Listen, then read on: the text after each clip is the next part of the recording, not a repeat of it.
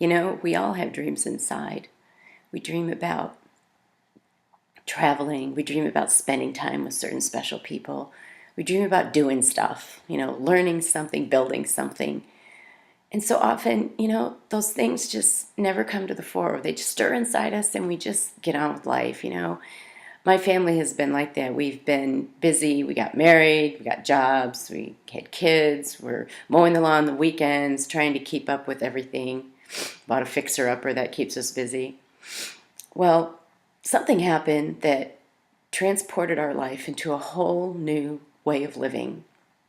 That day came when my husband was sitting in his doctor's office and I was sitting beside him.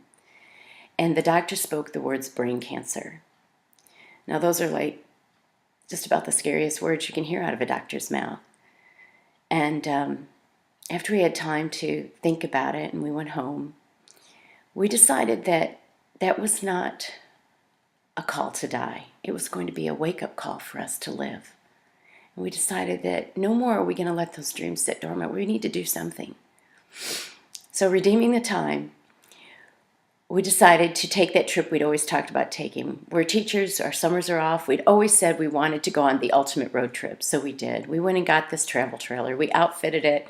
We put our boys in it, like middle school age they were, and we went to Mount Rushmore, we went to Yellowstone, we went to, oh my goodness, we went to Carlsbad Caverns, we went to General Sherman, we even went to Roswell to try to see aliens. We had the most ultimate road trip. Something that we only dreamed of doing. Something else my husband dreamed of doing was to build something big with one of his sons. When he was a boy, his parents had built a house themselves, and when my husband was just a boy at 12, 13, 14 years old, he was there pounding nails and helping his father. It was a really amazing bonding experience.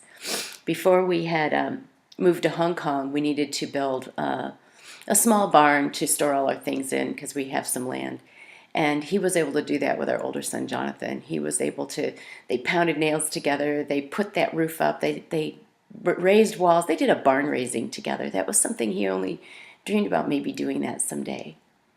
Something else he always dreamed about was when he was a boy, his family were not well off, and they only had one vacation, and that was they went to Disney to see Disneyland. And so something my husband really wanted to do was to take his boys to Disneyland. And what we ended up doing was, after getting to Hong Kong, our last year in Hong Kong, Disneyland opened, Disneyland Hong Kong. So we bought season passes for our younger son and my husband, and they must have went like 6 times to Disneyland that year. One time my son got in line for Space Mountain and rode it like 20 times in one day. It was just a really epic memory. We've got great pictures with Mickey, and it's just something he always dreamed of doing and finally did. And one of the other most meaningful things that my husband always dreamed of doing was returning to me the favor of supporting me through something that I dreamed.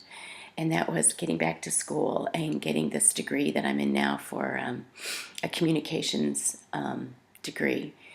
So while he's on disability, he's at home, he's cooking, he's doing laundry, and he's being the most amazing support to me, which is something he's actually always dreamed of doing, of helping me to have my dream.